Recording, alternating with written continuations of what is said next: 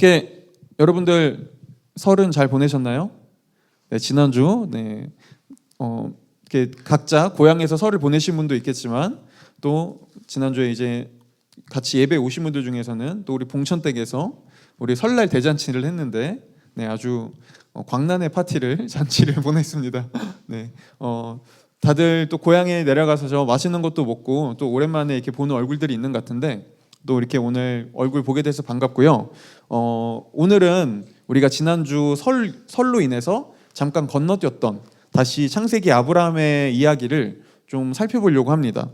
특별히 오늘은 좀 의심에 대해서 오늘 이야기를 통해서 좀 보려고 하는데요. 어떻게 여러분들은 살면서 하나님에 대해서 아니면은 내가 믿는 이 믿음에 대해서 의심이 들 때가 언제인가요? 사실 우리 도심빛 교회는 그래도 하나님을 의심한다는 것에 대해서 그렇게 부정적이진 않아요.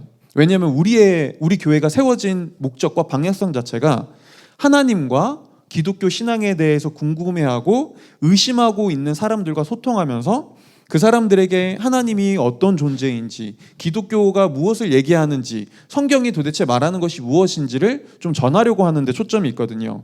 그리고 여기 있는 분들 중에서도 이런 과정을 통해서 하나님을 알게 된 분도 있고, 아니면 지금 하나님을 알아가고 있는 분도 있고, 아니면 나는 좀 더 고민을 해봐야 되겠다라는 생각을 가지고 있는 분도 있을 것 같아요. 하지만 여러분, 그래도 우리는 좀 의심에 대해서 열려 있고, 그래요, 우리는 의심을 환영합니다. 의심하는 분들 도와드리고 싶어요 라는 방향성을 가지고 있기 때문에 그래도 좀 소통하려고 하지만, 일반적으로 여러분들이 지금까지 경험해왔던 내가 하나님을 의심한다고 할 때 좀 교회 안에서 아니면 사람들이 보였던 반응은 어떤 건가요? 일반적으로 보면은 하나님을 의심한다고 할 때 크게 세 가지 반응들을 좀 우리가 볼 수 있는 것 같아요. 첫 번째는요, 이건 보통 좀 보수적인 전통교회에서 보이는 반응인데요, 이런 거죠. 감히 어떻게 하나님을 의심할 수 있어? 그래서 이런 교회에서는 제가 하나님이 있는지 잘 모르겠어요. 아니면은 하나님이 있다면 도대체 왜 이런 일이 있는 거죠? 아니, 하나님이 사랑이라면서요. 근데 어떻게 사랑의 하나님이 사람들을 지옥으로 보내나요? 이런 얘기들, 사실 우리 이런 의심들이 들 때가 있잖아요. 이런 얘기를 할 때면 사람들은 말하죠. 감히 그런 불경건한 질문을 하다니 그냥 믿으라면 믿어. 아니면 어떻게 우리가 하나님을 다 알 수 있겠어요? 그냥 믿는 거죠 라고 하거나, 또 어떤 때는 너 사탄 들렸어? 라고 얘기할 때도 있죠. 아마 여기 있는 분들 중에서도 교회나 하나님에 대해서, 신앙에 대해서 어떤 의심이 들 때, 이런 질문을 할 때 이런 반응을 경험한 분들도 있을 것 같아요. 그리고 바로 이게 오늘날 우리가 흔히 볼 수 있는 하나님을 의심할 때 사람들이 대하는, 이 의심을 대하는 반응이죠. 사람들은 어떻게 감히 그냥 믿어! 라고 반응을 하곤 합니다. 그 다음에 하나님을 의심할 때 사람들이 흔히 볼 수 있는, 접할 수 있는 두 번째 반응은요, 이 의심을 오히려 적극적으로 환영하는 거예요. 그래서 이런 사람들은 이렇게 얘기합니다. 그럼 의심해야지. 어떻게 모든 걸 그렇게 무조건적으로 믿나? 오히려 오늘날 수많은 종교와 사이비가 생기는 이유는 의심하지 않고 믿기 때문이야. 그러니까 모든 걸 의심해야 돼. 그리고 이 의심은 항상 끊이지 않아야 돼. 모든 걸 다 의심해. 아무거나 믿지 마. 그 무엇도 신뢰하지 마. 이런 현대 과학의 시대에 무슨 신의 존재를 믿나? 나는 증명할 수 있는 것, 확실한 것, 근거가 있는 것만 믿을 수 있어. 그러니까 난 그때까지 다 의심할 거야 라고 의심을 적극적으로 환영하고 의심해야 된다고 말하는 반응을 우리는 볼 수 있습니다. 이게 두 번째 반응이에요. 그리고 의심에 대한 세 번째 반응은요, 그냥 굳이 의심이라는 것 자체를 크게 중요하게 생각하지 않는 거예요. 그래서 이 부류의 사람들은 특별히 모태신앙으로 교회 안에서 아주 바르게 자라온, 큰 그냥 우여곡절 없이 자라온 사람들이 여기에 해당되는데요. 이 사람들은 누군가가 하나님에 대해서 의심하거나 아니면 기독교에 대해서 어떤 질문을 던질 때 이렇게 얘기합니다. 그래? 그런 생각을 할 수도 있구나. 그런 의심이 들 때도 있구나. 근데 나는 그냥 믿는데 나는 한 번도 그런 생각을 해본 적이 없어. 나는 그런 의심 없이 그냥 잘 믿고 있어. 난 그냥 믿어. 라고 얘기하는 거죠. 이게 우리가 흔히 볼 수 있는 의심에 대한 세 가지 반응이에요. 어때요? 여러분들은 이 세 가지 반응 중에서 어떤 반응들을 경험해 보셨나요? 그리고 과연 이 세 가지 반응 중에서 어떤 반응이 과연 건강하고 올바른 반응일까요? 일단 성경은 셋 다 올바른 반응이 아니라고 얘기합니다. 셋 다 조금씩 문제가 있다고 얘기해요. 왜냐하면 일단 첫 번째로 하나님을 의심할 때 아니 감히 어떻게 하나님을 의심할 수 있어? 그냥 믿어! 라고 얘기하는 이 반응은 사실 성경적이지 않습니다. 여러분 오늘 우리가 앞으로 살펴볼 거지만 이 뒤에서 만약에 하나님이 우리가 의심할 때 네가 감히 나를 의심하다니 너가 정녕 죽고 싶은 것이냐? 라고 하면서 억지로 믿게 했다면 지금 우리가 읽은 이 창세기 15장은 존재하지 않았을 거예요. 하나님은요 우리 의심을 때로는 적극적으로 반기고요 거기에 답하기를 원하세요.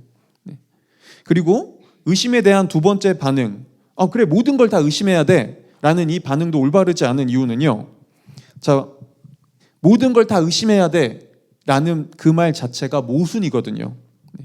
보세요 여러분, 모든 걸 다 의심해야 돼 라는 말대로라면 왜 모든 걸 다 의심해야 돼 라는 말은 의심하지 않죠? 이게 말장난같이 느껴지시나요? 보세요. 모든 걸 다 의심해야 돼. 나는 증거가 없고 근거가 있지 않는 건 믿을 수 없어. 라는 말은 그건 근거가 있나요? 그 말은 과연 과학적으로 증명할 수 있나요? 여러분 정말 우리가 모든 걸 다 의심해야 된다면 우리는 의심이라는 것 자체를 할 수 없어요. 왜냐하면 의심을 하기 위해서는 이미 그 전에 뭐가 존재해야 되냐면요, 내가 무엇인가를 믿어야 그 다음에 의심도 할 수 있어요. 자, 이거는 작은 예로 들면 이런 거예요. 자, 여러분들 오늘 지금 이 자리에 나왔잖아요. 자, 이 자리에 나오기까지 여러분들 얼마나 많은 의심을 하고 이 자리에 나왔나요? 내가 다니는 이 도심빛 교회가, 내가 지금 오늘 가는 도심빛 교회가 사이비는 아닐까? 조재용 목사가 앞에서 구라치는 건 아닐까라고 얼마나 의심해 보셨나요? 이것만 있을까요? 여러분들 오늘 이 자리에 오면서 내가 가는 길에 사고가 나면 어떡하지? 교통사고가 나면 어떡하지? 아니면 갑자기 천둥 벼락에 맞으면 어떡하지? 라는 걸 얼마나 의심해 보셨나요? 여러분 지금 이 자리에서 우리 예배 드리고 있잖아요. 여기 지하거든요. 이거 무너지면 어떡하려고요? 여러분 얼마나 의심해 보셨나요? 아니요. 보세요. 우리는 그렇게 모든 걸 다 의심하면서 살 수 없고 이미 그렇게 살지 않습니다. 오히려 사람들은 의심하면서 살기보다는 대부분의 삶을 어떤 걸 믿고 그 믿음의 기초 위에서 살아가요. 이게 모든 걸 의심하고 따져, 물고 늘어져, 의심이 해결되지 않으면 그 무엇도 믿을 수 없어 라는 말에 담긴 한계예요. 의심을 하기 전에 우리한테는 사실 믿음이 먼저 있어야 어떤 의심도 할 수 있어요. 마지막으로 세 번째 반응, 나는 그냥 믿는데? 그냥 믿는 거 아니야? 라는 반응은 어떤 때는 어떻게 보면은 되게 순수하고 좋은 신앙 같아 보이지만 이 말은 그만큼 믿음에 대한 고민도 없고 맷집도 없다는 걸 보여줍니다. 그래서 하나님을 말하다라는 이 책에서 팀 켈러는 이런 믿음을 두고 이렇게 설명했어요. 의심을 내포하고 있지 않은 신앙은 항체를 갖추지 못한 몸이나 마찬가지다. 태평하게 열심히 사는 크리스천들은 너무 바쁘거나 무관심해서 믿음의 이유를 경험하거나 영리한 회의주의자들의 탐색적인 물음에 부닥치면 그제서야 자신이 무방비 상태였음을 깨닫는다. 오랜 세월에 걸쳐 내면이 의심에 참을성 있게 귀를 기울이지 않으면 신앙은 하룻밤 사이에도 무너져 내릴 수 있다. 신앙인들은 의심을 자각하고 씨름할 필요가 있다. 자신의 것만이 아니라 친구와 이웃들의 의심까지 끌어안아야 한다. 이러한 과정은 눈앞의 상황을 헤쳐나가는 데도 중요하지만 믿음이 확고하게 자리를 잡은 뒤에도 의심을 품고 있는 다른 사람들을 존중하고 이해하게 이끌어 준다. 보세요. 이 말은 이런 거예요. 만약에 우리가 그냥 믿는다고 해보자고요. 나는 그냥 믿어. 난 그냥 믿어지는데? 라고 해서 믿었어요. 이런 믿음은 내가 이해할 수 없는, 도저히 믿어지지 않는 환경과 상황과 어려움을 만날 때 쉽게 무너져 내립니다. 뿌리가 흔들리는 거죠. 왜냐하면 기초가 튼튼하지 않으니까요. 내가 믿어지지 않는 상황이 올 수 있으니까요. 동시에 이렇게 그냥 나는 그냥 믿어 라고 하는 사람들은 주변 사람들이 신앙의 문제로, 어떤 고민으로, 어떤 의심 때문에 힘들어하고 질문하고 있을 때 그 사람들을 도와줄 수 없어요. 그런데 여러분, 성경은 전도와 관련된 유명한 말씀이 있어요. 베드로전서 3장 15절이요. 거기서 성경은 이렇게 얘기해 줍니다. 우리가 한번 다 같이 읽어볼게요. 베드로전서 3장 15절 한번 읽어볼게요. 한번 읽어보겠습니다. 시작.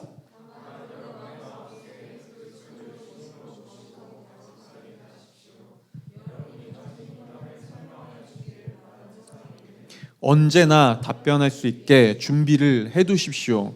보세요. 성경은 지금 뭐라고 말하죠? 우리에게 질문하고 의심하고 물어오는 사람들에게 대답할 것을 너희는 항상 준비해야 한다라고 말해요. 이 말은 무슨 말이에요?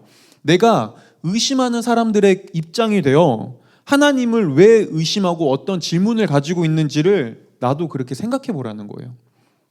그렇게 할 때 나도 지금까지 내가 생각해보지 않았던 새로운 하나님을 알 수 있고, 그런 의심과 고민을 하고 있는 사람들에게 하나님을 전하고 이야기할 수 있으니까요.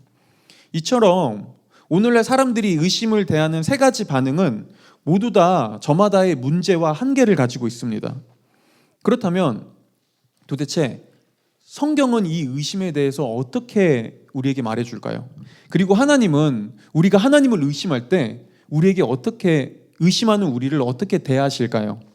오늘 우리는 창세기 15장을 통해서 이 하나님이 우리의 의심에, 믿음의 의심이 들 때, 그리고 믿음을 의심하는 사람들에게 어떻게 반응하고 이 사람들에게 어떻게 대답하는지를 알 수 있는데요.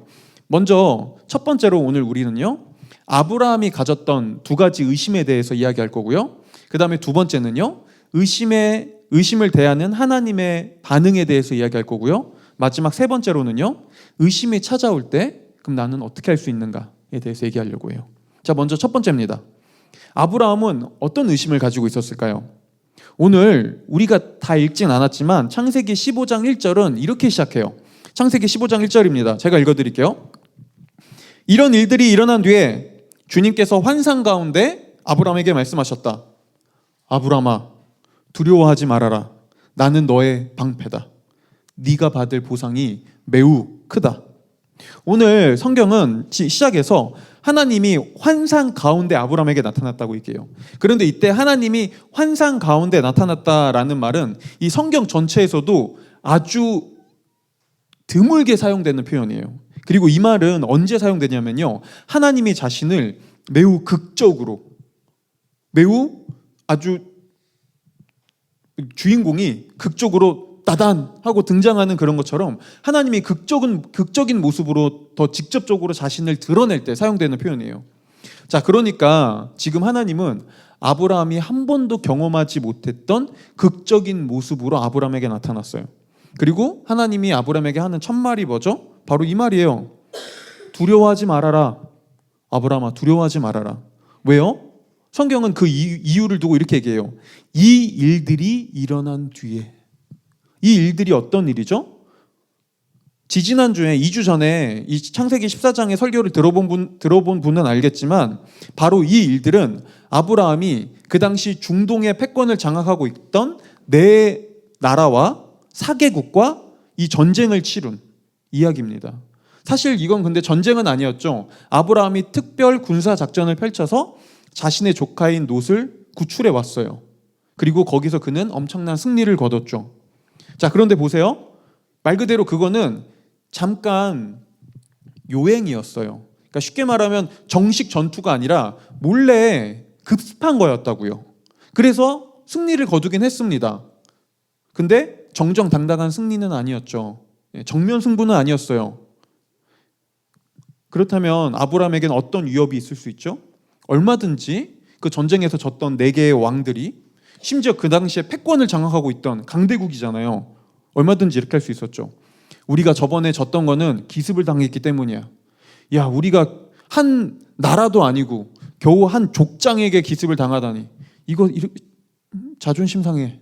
이래서는 안 되지. 자, 우리가 다시 보복하러 가자. 얼마든지 아브라함에게 이런 일이 일어날 수 있었어요. 그리고 아브라함은 이 사실 앞에 두려워했죠. 그런데 하나님이 심지어 아브라함은 그 전쟁에서 승리했지만 그 어떤 전리품도 하나도 얻지도 못했습니다. 다 돌려줬어요. 그리고 아브라함이 그 전쟁을 치열했던 이유는 뭐죠? 조카 롯을 구하기 위해서였어요. 그런데 조카 롯은 어떻게 했는지 아나요? 우리가 다음에 살펴볼 테지만 조카 롯은 다시 자신을 구했던 삼촌을 떠나고 다시 소돔으로 갔습니다. 보세요. 이 당시 아브라함의 상황을 한번 우리가 상상해 보자고요. 목숨을 걸고 조카 롯을 구해왔어요. 근데 아무것도 가진 게 없어요. 얻은 게 없어요. 전쟁 전리품도 다 돌려줬어요. 목숨을 걸고 구해왔더니 조카는 다시 자신을 배신하고 떠났어요. 그리고 언제 어떻게 자신을 공격할지 모르는 위협이 그에게 도사리고 있었습니다. 그는 두려워했어요. 그는 무서워했습니다. 그리고 이런 아브라함에게 하나님은 그 어느 때보다 극적인 모습으로 나타나 그에게 말씀하시는 거예요. 이렇게요. 아브라함아, 걱정 말거라. 내가 있지 않느냐. 내가 너를 지켜주고 내가 너를 보호할 것이다. 그리고 결국엔 내가 너에게 이 모든 것들을 보상해 줄 것이다. 내가 너의 상급이고 내가 너의 방패가 되어주겠다. 그런데 지금 하나님이 엄청난 약속을 아브라함에게 해주시는 거죠. 이전보다 더 적극적인 모습으로요. 근데 이런 하나님을 향한 아브라함의 반응이 뭐죠? 그는 이렇게 얘기합니다. 창세기 15장 2절 3절에서요. 우리가 이것도 다 같이 한번 읽어볼게요. 한번 읽어보겠습니다. 시작.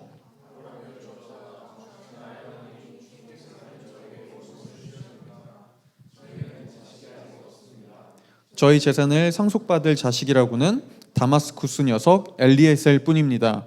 주님께서 저에게 자식을 주지 않으셨으니 이에 저희 집에 있는 이 종이 저의 상속자가 될 것입니다. 아브라함이 이렇게 말씀드리니. 보세요. 여러분, 오늘 이 말을 사실 히브리어 원어로 보면은 이 아브라함의 불만과 의심이 더 극적으로 드러나요. 오늘 성경을 보면 아브라함이 하나님을 향해 보세오를 2번이나 사용합니다. 우리 보세오 언제 사용하죠? 이것 보세요! 이럴 때 사용하잖아요. 그렇죠? 불만을 토로할 때. 지금 아브라함이 하나님한테 그렇게 하고 있었어요. 아브라함은 지금 이렇게 말하고 있었어요. 하나님, 지금 제 상황을 보세요. 당신이 저에게 자손을 준다고 약속했는데 여전히 저에게 자손이 없습니다. 지금 몇 년이 지났는 줄 아세요? 저에게 보상을 주시면 뭐합니까? 그걸 물려줄 자식이 없는데. 그러면서 그는 또 얘기하는 거예요. 하나님, 이 종놈을 보세요. 이 종 엘리에셀이 당신이 자식을 주시지 않았으니 저의 자손으로 제가 삼을 것입니다. 라고 말하고 있어요. 아브라함의 불신과 의심이 느껴지세요? 그의 불만이 느껴지세요? 그는 하나님께 하나님 좀 보세요. 이것 좀 보십시오. 제 상황을 보십시오. 라고 말하고 있던 거예요. 그런데 이렇게 하나님에게 그 어느 때보다 극적으로 나타난 하나님에게 불만을 토로하고 의심하고 있는 아브라함에게 하나님이 어떻게 반응하시죠? 네가 감히 지금 나에게 이런 사가지 없는 그러신가요? 네가 정말 죽고 싶은 것이냐? 라고 말하시나요? 믿으라면 믿어라! 라고 강요하시나요? 아니요. 오히려 하나님은 마치 막 투정 부리는 어린 아이에게 아버지가 그를 품에 안고 그 어린 자녀를 달래주고 그 어린 자녀를 어루 달래는 것처럼 오늘 아브라함의 성경을 보면 표현이 아브라함의 손을 잡고 그를 장막 밖으로 데리고 나가신 후에 이렇게 말씀하세요. 아브라함아, 저 하늘의 수많은 별들을 보거라. 저 수많은 별이 보이니? 그 당시 때는 지금 서울 하늘은 하늘의 별이 안 보이지만 여러분 시골만 가봐도 하늘의 별이 너무 잘 보여요. 그렇죠? 저 별이 보이니? 저 별을 하늘의 별을 세 볼 수 있겠니? 그러면서 말하시는 거죠. 내가 너에게 약속했던 것처럼 다시 한번 약속하마. 너의 자손이 저 하늘의 별처럼 많아질 것이다. 내가 반드시 약속할게. 그리고 성경은 아브라함이 이 하나님의 약속을 믿었다고 말합니다. 그런데 여러분 오해하시면 안 돼요. 그 믿음은 한치의 의심도 없는 찰떡 같은 믿음은 아니었어요. 여전히 그는 또 다른 의심을 가지고 있었고요. 이 모습을 우리는 그 뒤에서 살펴볼 수 있어요. 왜냐하면 성경은 하나님께서 아브라함에게 내가 이렇게 자손을 많아지게 할게 라고 한 다음에 또 한 번 하나님에게 약속해 주세요. 네. 그런데 아브라함은 이때 하나님을 또 의심하며 이렇게 대답해요. 15장 7절 8절에서요. 자, 제가 읽어드릴게요. 하나님이 또 두 번째 약속해 주시는 거예요. 하나님이 아브라함에게 말씀하셨다. 나는 주다. 너에게 이 땅을 주어 너의 소유가 되게 하려고 너를 바벨로니아 우르에서 이끌어내었다. 아브라함이 여쭈었다. 주 나의 하나님, 우리가 그 땅을 차지하게 될 것을 제가 어떻게 할 수 있습니까? 보세요, 여러분. 이게 아브라함이 믿었다고 한 다음에 일어난 일이에요. 그는 믿었다고 했는데 그 다음에 또 물어봐요. 또 의심해요. 하나님, 땅을 주신다고요? 그걸 제가 어떻게 할 수 있죠? 그런데 이번에 아브라함의 의심은 앞선 의심과는 조금 달랐어요. 왜냐하면은 그 앞에서 하나님이 내가 너한테 자손을 줄게 라고 할 때 아브라함은 누굴 의심하냐면요, 의심의 그 중심에 하나님이 있어요. 그러니까 이렇게 말하는 거예요. 하나님이 나에게 자손을 준다고 했는데 아직까지 자손을 저에게 주시지 않았잖아요. 왜 하나님 나에게 자손을 주지 않는 거예요? 정말 하나님 나에게 자손을 주시긴 하는 거예요? 라고 하나님을 의심했다면요, 이번에 아브라함의 의심은 자신을 향해 있었어요. 왜냐하면 세 번역은 우리가 그 땅을 차지하게 될 것을 이라고 했지만 사실 여기서 우리가는 제가예요. 그러니까 이렇게 말하고 있는 거죠. 하나님, 제가 하나님이 약속한 땅을 차지할 수 있겠습니까? 제가 그럴 자격이 있습니까? 제가 그럴 실력이 있습니까? 이렇게 말하고 있었다는 거예요. 과연 제가 당신과의 약속을 잘 지키고 그거를 감당할 수 있습니까? 제가 잘할 수 있을까요? 지금 이 말하고 있었다고요. 보세요. 이게 아브라함의 두 번째 의심이었습니다. 그는 첫 번째 하나님을 의심했고요. 그 다음에 두 번째로는 자기 자신의 실력을 의심했어요. 그리고 이게 오늘날에도 우리가 가지고 있는 두 가지 의심입니다. 오늘날에도 우리는 첫 번째로 하나님을 향해서, 하나님이란 존재를 향해서 이렇게 의심할 때가 있죠. 하나님, 도대체 제 상황을 언제 좋게 바꿔주시나요? 아니, 하나님이 있다면 저에게 왜 이런 일이 일어나죠? 하나님, 저에게 왜 이러시는 거예요? 하나님, 당신이 정말 사랑의 하나님이 맞으신가요? 하나님이 있다면 왜 나를 지금까지 도와주지 않는 거예요? 라고 우리는 하나님을 의심합니다. 그렇죠? 하지만 반대로 우리는 어떤 때는 나 자신을 의심할 때도 있죠. 그래서 우리는 이렇게 얘기해요. 하나님, 제가 잘할 수 있을까요? 아니, 제가 하나님 뜻대로 살 수 있을까요? 아니, 지금도 이렇게 매번 실패하고 넘어지는 걸요? 아니, 저 이렇게 연약한 걸요? 아니, 저는 실력이 별로 없어요. 저는 게을러요. 아니면 저를 도와줄 사람이 없어요. 제 상황과 환경이 그렇게까지 좋지 않아요. 제가 잘할 수 있어요? 제가 할 수 있을까요? 실제로 저는 이 자리에 계신 분들 중에서도 있지만 여러 사람들을 만나서 그 사람들에게 하나님을 소개하고 하나님을 전하죠. 이 중에서는 하나님에 대한 의심을 가지고 있는 분들도 꽤 많이 있어요. 어떤 분들은 하나님을 믿지만 신앙을 의심하고요. 어떤 사람은 하나님이란 존재 자체를 의심하죠. 근데 이런 사람들과 제가 여러 차례 만나면서 하나님을 소개하고 많은 사람들이 그 안에서 하나님을 믿고 하나님께 돌아오는 일들을 경험합니다. 그리고 이제 그 사람들이 나중에 하나님을 믿기 시작할 때 제가 꼭 마지막에 이걸 물어봐요. 자, 그렇다면 이제 하나님을 내 인생의 주인으로 두고 하나님을 그렇게 내가 따라 살겠다고 결단할 수 있으시겠나요? 라고 얘기하면 거의 99%의 사람들이 이 얘기를 꼭 해요. 과연 제가 잘할 수 있을까요? 제가 정말 하나님의 뜻대로 잘 살 수 있을까요? 뭐 하죠? 사람들은 하나님에 대한 의심이 풀려도 이제는 나 자신에 대해서 의심합니다. 그렇지 않나요? 그리고 이 자리에 있는 분들 중에서 여전히 이 의심을 가지고 있는 분들이 있겠죠. 내가 정말 잘할 수 있을까? 아니, 지금 내가 잘하고 있는 걸까? 앞으로도 과연 잘할 수 있을까? 바로 이게 오늘날 사람들이 가지는 두 번째 의심, 나를 향한 의심입니다. 많은 사람들이 교회에서 하나님의 사랑과 은혜의 이야기를 듣습니다. 근데 많은 사람들이 그 이야기를 그렇게까지 직접적으로 경험하거나 체험하지 못해요. 왜냐하면 사람들은 나를 의심하거든요. 내가 그럴 자격이 있을까? 내가 그걸 받아도 되는 걸까?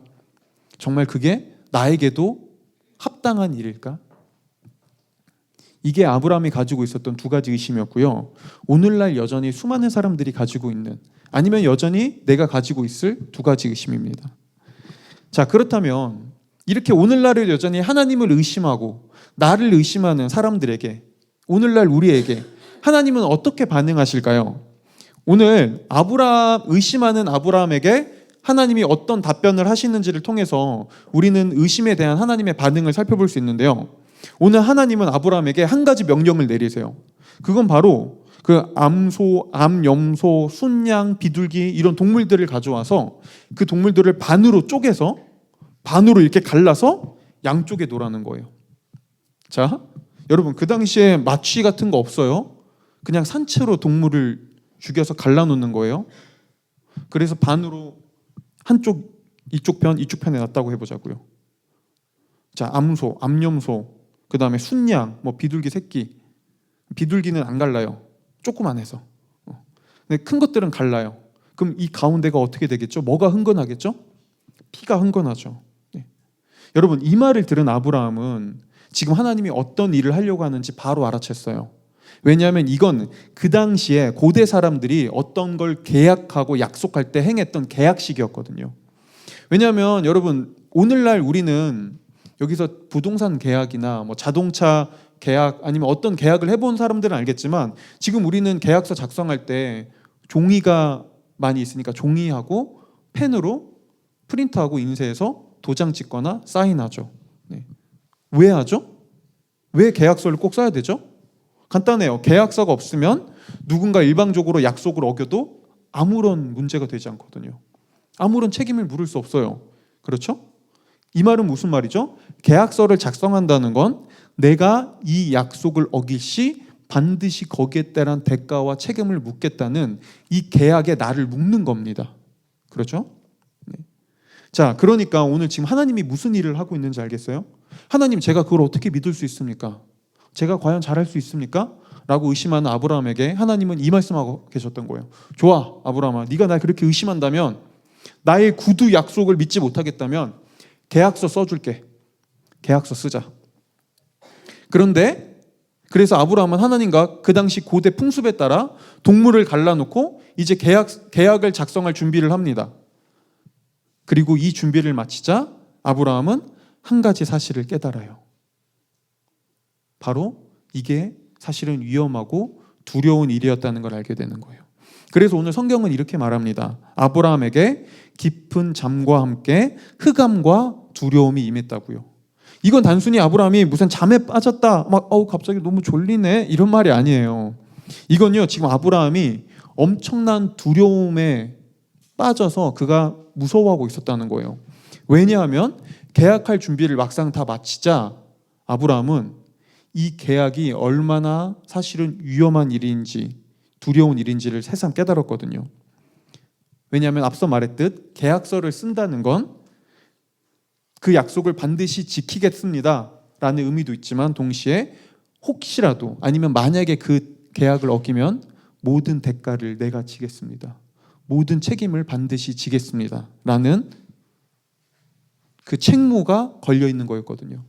그리고 이 고대 당시에 계약을 어겼을 때 져야 되는 책임은 동물이 반으로 쪼개지고 그곳에 피가 흥건했던 것처럼 자신의 목숨을 내놓는 거였습니다. 여러분, 오늘날에도 누군가와 약속할 일이 있으면 이렇게 해보세요. 계약서 쓰지 말고 동물 갖고 와서 반으로 갈라놓고 피가 흥건하게 그 사이를 지나가는 약속을 해보세요. 그 누구도 약속을 어기지 않을걸요. 그렇죠?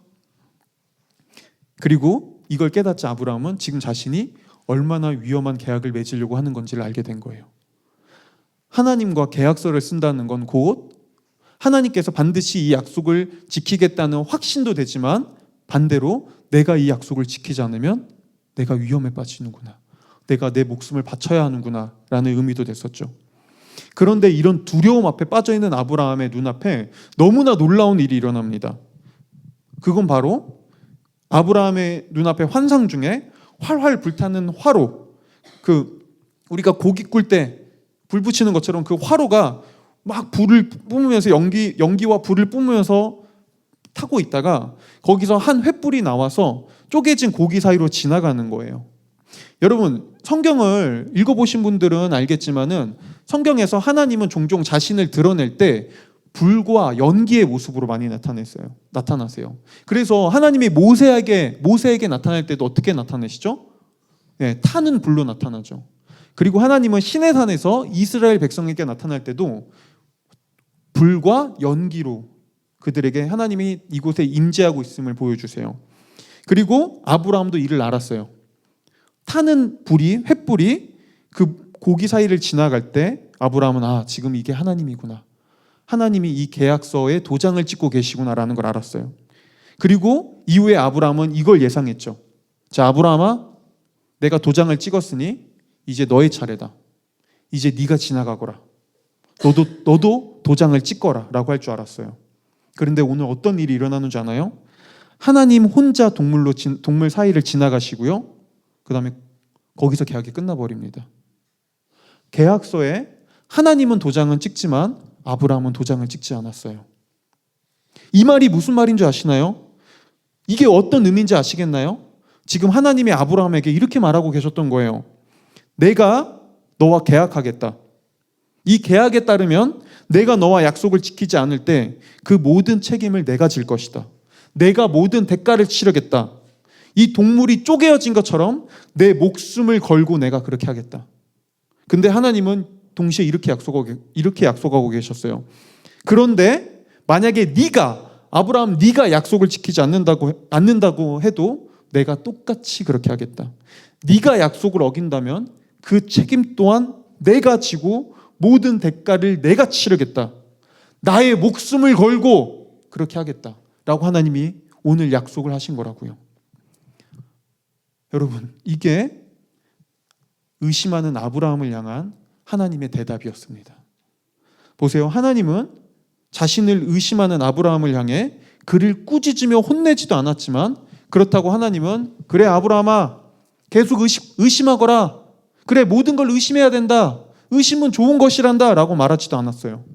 오히려 하나님은 의심하는 아브라함을 향해 이렇게 말씀하고 계셨죠. 내가 너의 그 의심을 해결해 주겠다. 나를 의심하느냐? 걱정 말거라. 내가 거기에 대해 반드시 대답해 주겠다. 내가 그 모든 대가를 치러서라도 너의 의심을 해결해 주겠다. 내가 이 약속을 이행할 것이다. 라고요. 여러분들 지금 하나님이 어떤 일을 하고 계시는지, 하나님이 지금 얼마나 놀라운 일을 하고 계시는지가 눈에 보이시나요? 이제껏 아브라함은 단 한 번도 내가 너의 실패와 너의 실수와 네가 불순종한 그 대가까지 내가 치르겠다라고 말하는 그 어떤 왕도, 그 어떤 신도 만난 적이 없었습니다. 그가 만났던 모든 왕과 신들은 이렇게 얘기했죠. 그래, 내가 너에게 계약하겠다, 약속하겠다. 대신 너도 나와의 약속을 지키지 않으면 내가 너에게 책임을 물을 것이다. 네가 나의 말을 잘 듣고 나의 말을 잘 따르고 나에게 순종하고 열심히 내가 너에게 명령한 것들을 지킨다면 내가 너에게 보상을 주고 너를 천국으로 보내주고 너를 좋은 곳으로 보내주고 너에게 복을 주겠다. 하지만 그렇게 하지 않는다면 그땐 너의 책임이다.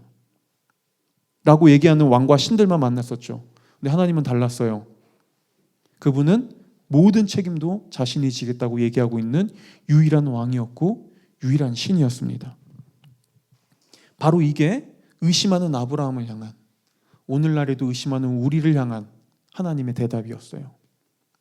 자, 그렇다면 마지막으로 이 사실이 오늘날에도 여전히 의심이 찾아오는 우리로 하여금 어떤 의미를 가져다 줄까요? 이 이야기를 들으며 우리는 이런 질문을 해볼 수도 있습니다. 하지만 목사님, 아브라함은 환상을 봤잖아요. 아니, 환상을 경험했잖아요. 그는 하나님의 약속을 직접 받았잖아요. 그러니까 그래도 믿을 수 있겠죠. 근데 우리는 그렇지 않잖아요. 우리는 환상으로 안 보여주시잖아요. 우리에게 뭐 보여주시는 게 아무것도 없잖아요. 우리에겐 눈앞에 뭐 펼쳐진 게 없잖아요. 제가 경험한 게 없잖아요. 근데 그걸 어떻게 믿을 수 있죠? 자, 과연 하나님이 우리에게는 아무것도 보여주시지 않았을까요? 여러분, 지금으로부터 2000년 전, 제가 항상 설교 때 마무리 때 하는 말이죠. 지금으로부터 2000년 전 우리는 아브람과 같이 흑암과 어둠과 두려움에 빠진 한 사람을 알고 있습니다. 바로 예수님이에요. 2000년 전 예수님은 이 땅에 내려오셨고요. 그분이 십자가에 달려 죽을 때 성경은 낮 12시부터 오후 3시까지 온 하늘이 깜깜해졌다고 얘기합니다. 아브라함에게 어둠이 임했던 것처럼 2000년 전 십자가에 달려있는 예수님 위에도 어둠이 임했어요. 그리고 아브라함이 어둠 속에 두려워했던 것처럼 성경은 예수님 또한 그 십자가의 어둠 안에서 두려워하셨다고 말하죠. 그것만 있을까요? 예수님은 십자가 위에서 온 몸의 살이, 그분의 영혼이 갈갈이 찢겨졌습니다. 아브라함의 눈앞에 짐승들이 갈갈이 찢겨지고 피를 흥건히 흘렸던 것처럼 예수님은 십자가 위에서 피를 철철 흘리셨어요. 그런데 예수님은 이미 예전부터 자신에게 이런 일이 일어날 걸 알고 계셨고요. 이미 수없이 많이 제자들에게 말씀하셨습니다. 그리고 예수님은 그 이유를 두고 자신에게 그런 일이 일어날 것을 알고 계셨고 그 이유를 두고 이렇게 말씀하셨죠. 내가 너희를 위해 죽어야 한다. 왜냐하면 그동안 너희가 수없이 실패하고 넘어지고 죄를 지었으며 하나님과 약속을 어긴 그 대가를 내가 받아야 하기 때문이다. 나는 하나님이 그렇게 약속하셨고 나는 그 약속을 지키기 위해 이 땅에 내려왔다. 이처럼 하나님은 아브라함과 계약을 맺은 후 약 2000년이 지나고 직접 하나님께서 이 땅에 내려와 하나님이 아브라함에게 했던 약속을 자신이 직접 지키셨어요. 인류 역사 속에 내려오셔서요. 그리고 하나님은 아브라함뿐만 아니라 믿음을 통해 아브라함을 통해 하나님을 알고 하나님을 믿게 될 그의 믿음의 후손들인 우리 모두를 위해 그 일을 행하셨죠. 여러분들에게 물어보고 싶어요. 혹시 여기 있는 분들 중에서 지금 내 삶이 갈갈이 찢겨지고 내 인생이 송두리째 무너진 것 같으며 내가 흑암과 어둠의 막막함, 미래에 대한 막막함 속에서 내 인생의 어둠 속에서 두려움에 빠진 분이 계신가요? 여러분, 그렇다고 해서 내 인생이 정말 찢기고 내 인생이 너덜너덜해지며 내 인생의 어둠과 그 어떤 빛도 없는 것이 아닙니다. 그렇게 느껴질 수는 있어요. 지금 내가 처한 상황이 내 인생이 갈갈이 찢기고 인생의 두려움과 어둠 속에 있는 것처럼 느껴질 수는 있습니다. 그런데 우린 거기서 끝나지 않아요. 왜냐하면 우리를 대신해 모든 것이 찢기고 두려움과 죽음에 이르신 하나님이 계시니까요. 여러분, 우리 한번 이런 생각을 한번 해볼까요? 한 수술실에 두 사람이 누워있다고 해봅시다. 그리고 두 사람 모두 그 어두컴컴하지만 작은 수술 조명만 들어온 수술실 위에서 그 두 사람은 다 두려워하고 있습니다. 두려움에 떨고 있어요. 그리고 곧 이어 두 사람의 몸에 수술용 칼이 들어오고요. 두 사람 모두의 살이 찢기고 피가 사방으로 튑니다. 그런데 그 모든 과정이 끝나고 한 사람은 죽고 한 사람은 살아나요. 왜요? 한 사람이 옆에 있는 사람을 위해 자신의 건강한 모든 장기와 모든 심장과 신체를 그 사람에게 이식해 줬거든요. 여러분, 성경은 바로 이게 예수님과 우리 사이에서 일어난 일이라고 말해요. 혹시 지금 내 인생이 갈기갈기 찢기는 것 같고 내 삶에 피가 철철 넘쳐 흐르며 내가 한치 앞이 보이지 않는 어둠 속에 있는 것처럼 여겨지시나요? 여러분, 그럼에도 우리는 죽어가는 과정이 아니라 치료되고 회복되어 가는 과정에 있습니다. 왜요? 그걸 어떻게 아냐고요? 지금 우리 곁에는 나와 똑같은 그 일을 경험하신, 온몸이 찢겨지고 흑암의 어둠 속에 두려움에 빠지신 하나님이 있거든요. 아무런 흠도 없고 영원하며 결코 변함이 없으신 빛이신 하나님이 우리를 대신해 우리를 위해 찢겨지셨고 어둠 가운데 들어가셨으며 두려워하셨거든요. 우리를 위해서요. 그렇다면 여러분, 우리가 경험하고 있는 건, 내가 느끼는 건 죽음이 아니라 결국엔 우린 치료되는 과정입니다. 그분이 우리에게 그분의 생명을 이식하고 있는 것이죠. 이 사실이 의심되시나요? 괜찮습니다. 하나님은 의심하는 아브라함에게 그를 포기하지 않고 끝까지 그에게 응답하시고 그의 흔들리는 믿음을 받아주셨던 것처럼, 붙잡아 주셨던 것처럼 하나님은 여전히 우리에게 그러실 거예요. 하나님은 여전히 의심하는 우리에게 응답하실 거고요. 언젠가 우리를 향한 하나님의 대답을 여러분들은 반드시 들을 날이 올 겁니다. 혹시 이 자리에 계신 분들 중에서 나 자신을 의심하고 있는 분이 있나요? 과연 이런 내가, 이렇게 연약한 내가, 지금 이런 문제와 이런 아픔과 이런 슬픔과 아니면 이런 도덕적으로 연약한 모습을 가지고 있는 내가 하나님 앞에 나가도 될까? 과연 내가 잘 살 수는 있을까?